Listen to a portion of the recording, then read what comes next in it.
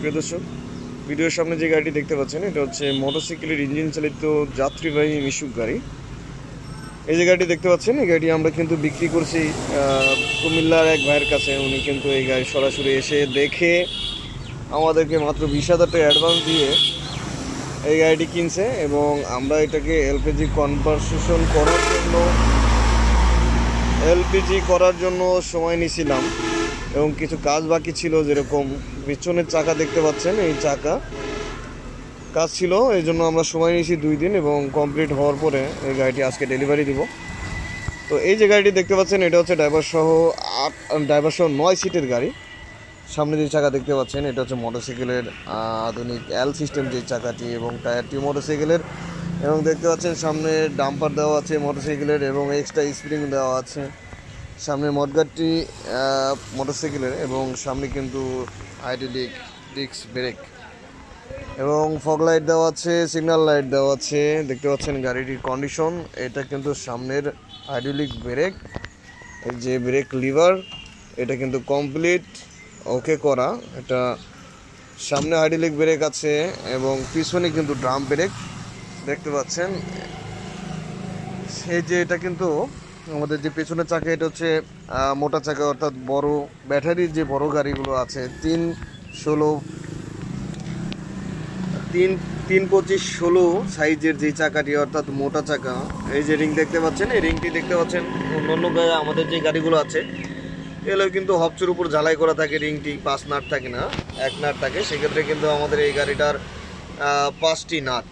তো আমাদের যে মূল যে বড় নাটটা এটা কিন্তু হপসের নাট এবং এটা হপ সিস্টেম কিন্তু আলাদা। দেখতে পাচ্ছেন 4টি নাট খুললে কিন্তু আমাদের এই রিংটি বাইর করা যাবে এবং যে কোনো ইজি বাইকের চাকা অর্থাৎ মডিফাই ছাড়াই কিন্তু আপনারা এক্সট্রা চাকা রাখতে পারবেন এবং এক্সট্রা চাকা কিন্তু সেট করতে পারবেন।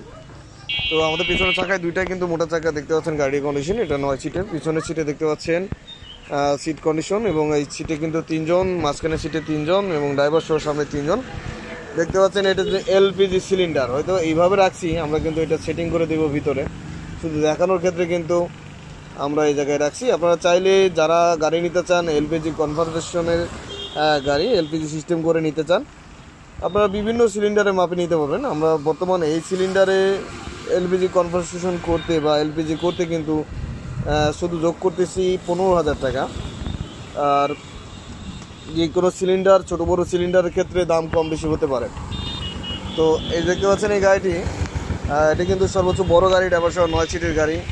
মিটার দেখতে পাচ্ছেন ওই সাইডে, এটা হচ্ছে ক্লাস, অর্থাৎ গিয়ার উঠানোর জন্য নামানোর জন্য কিন্তু ক্লাস ধরতে হয় এবং ব্রেক ধরতে গেলেও কিন্তু ক্লাস ধরতে হয়।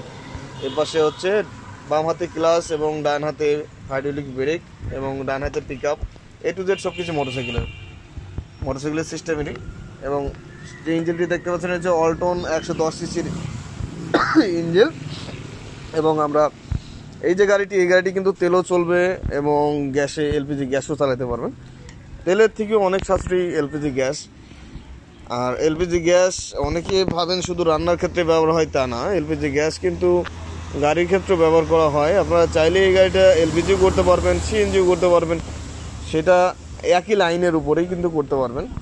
তো কীভাবে করতে পারবেন সেটা হলে দেখতে পাচ্ছেন এটা কিন্তু এই যে এলপিজি কিট, অর্থাৎ আমাদের যে গাড়িটি এই যে কিট, এটা কিন্তু টোটালে এটা এলপিজি কিট।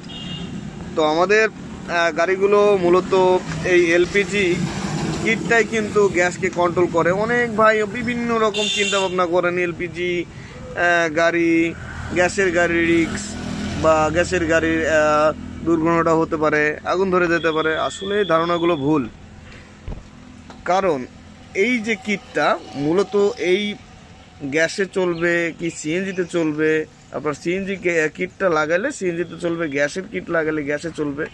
অর্থাৎ গ্যাসে চালার ক্ষেত্রে কিন্তু মূল ভূমিকায় আছে কিট।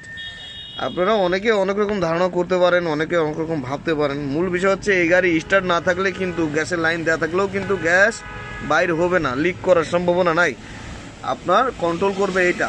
আপনারা গাড়ি যখন স্টার্ট করবেন তখন প্রয়োজন অনুযায়ী, যতটুকু প্রয়োজন অনুযায়ী এই কিট থেকে কিন্তু অটোমেটিকভাবে কিন্তু গ্যাস ইঞ্জিনে সাপ্লাই হবে। গাড়ি বন্ধ থাকলে কিট গ্যাস দেওয়া বন্ধ করবেন।